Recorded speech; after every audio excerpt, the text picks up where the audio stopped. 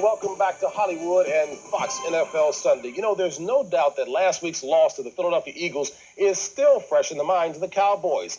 An unpleasant thought that Dallas hopes will help it rebound today against the Giants. New York is hoping that recent history will serve it well, though. The Giants have won 5 straight in the month of December over the last 2 seasons. But, boy, this past week was a tumultuous one for the Cowboys, one that not only saw emotions run high, one where we saw serious questions raised throughout the Dallas organization. Coach Barry Switzer's been on the hot seat getting bashed in the media, but publicly supported by his players. Here's an idea of what the Cowboys' week was like. Hey, you can go out and gamble at Las Vegas. That's a 4th down and 1. We either make it or we don't make it. Give the ball to Emmitt Smith. Hey, most time I win that call, right? What's just hard about that? I've made those calls at the collegiate level. Professional, I laugh about that when you ask me questions like that. That's ridiculous. What is this? This isn't rocket science. It's business. Same play. Didn't get it again. Get it again. That's unbelievable. This is unbelievable. What in the heck is going on? Make a foot to control the ball because we're kicking the wind. They're going to come back and kick a field goal to win the thing anyway. So if we keep the ball, maybe there's a chance we got to maybe do something with the time that's left that we can win the ball game. If we punt the ball, they're going to get shot in field goal anyway. That wasn't the difference. I promise. The way we played the 30 minutes in the second half was the difference in the ball game. Right now, I'm not sure about a whole bunch of things. I just want to What do you think went wrong in the 4th and 1 play? I don't know. Can you just talk about the 4th down play? I don't know. Was there anything you did? No comment. Didn't get the yard that we needed to convert. And is that simple? You surprised that both calls were the same? No, we pride ourselves in a big offensive line and a great running back, and we've been able to do that a lot over the years, and today it didn't work for us. I haven't seen, last coach I seen on the damn field was Woody Hayes. His guys didn't get the first down. Barry Switzer had nothing to do with that. You guys need to get off Barry Switzer. Players lost the game. Barry Switzer didn't lose no game. What would Tom Landry do? Well, I'll tell you this. I've never even seen that happen before, even when you're out of it. And, of course, when you have an Emmitt Smith, you think you can make a yard. But when you're playing bad, you ought to not go for it.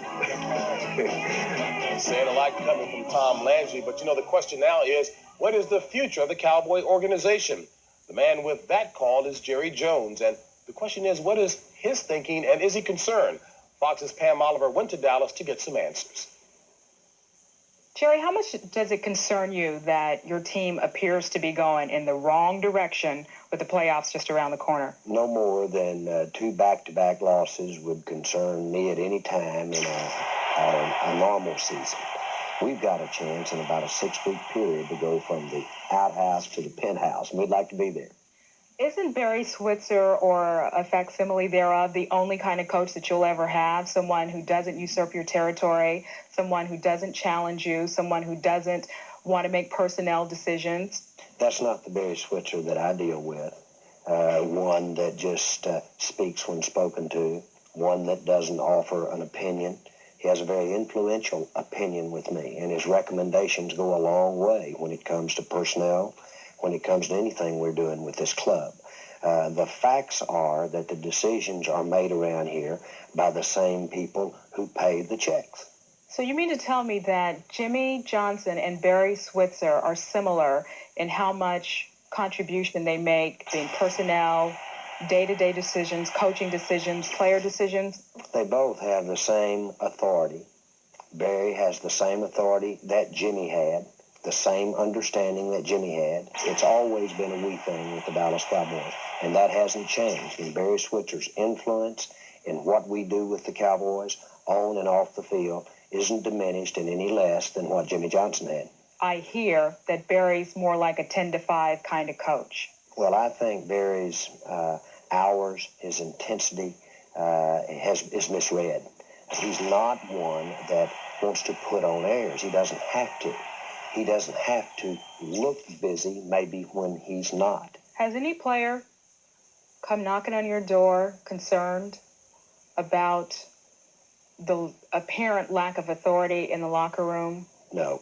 There's not been one of our players that have come and visited with me, certainly in the last couple of weeks, and talked talked about any need to look at how we're structured or what our attitudes are. That just hasn't happened. Would you tell me if it if it had? No, I wouldn't tell you who, but I would tell you that I had met or I had visited with players that expressed their concern. Do you have any cutoff period in your mind about if we don't get a Super Bowl next couple of years, you're going to keep Barry Switzer? Can we live with it? Can we step back if it shouldn't happen and look for ways to improve? Yes, but none of that includes, in my mind, changing the head coach. How much of your determination to stick with Barry Switzer, come hell or high water, is simply a case of you just not wanting to admit that perhaps you were wrong? I like the continuity. I like for a coach to feel proprietary in terms of his position, and so that I want it to be long term. And I'm going to be pretty stubborn about that because I think that's the best way to go. Okay, let's come back inside to the three guys who have been there before in that fraternity. Jimmy, when you're losing, everything is examined, but a head coach putting in hours of 10 to 5? Well, JB, Jerry Jones has a bad case of selective amnesia. He remembers what he wants to remember. And the Dallas Cowboys went from the worst team in the NFL to back-to-back Super Bowl winners because of one thing, hard work. Right now, they have a very talented group of individuals that are just that, individuals. To give you an example, Barry Switzer has not had a total staff meeting since the month of August.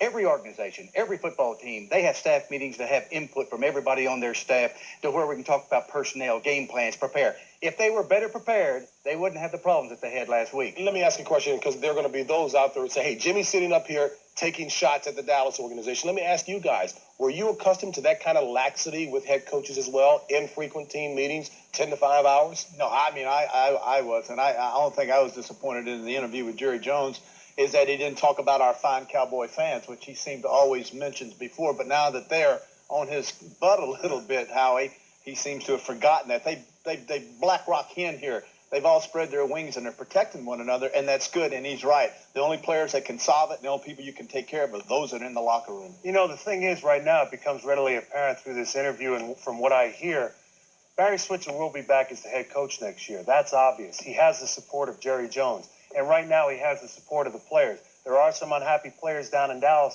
but as long as he has the support of the big three, and I don't mean Ford, Chrysler, and Chevy, I'm talking about Michael Irvin, Emmitt Smith, and Troy Aikman. When he loses their support, he's gone. Hey, and they are not in the outhouse. They're 10-4, and it's really going to get down to how they perform in the playoffs. They'll win these next couple of ball games. It all comes down to championships. If you win a championship down there, it's all forgotten. Everything is all right. All right, folks. Up next on Fox NFL Sunday, we'll take a look at the Philadelphia resurgence. And one of the key elements leading their charge, running back Ricky Waters, who has reached career highs in carries and yards this season. Number 3 in the NFC with over 1,100 yards rushing and 11 TDs.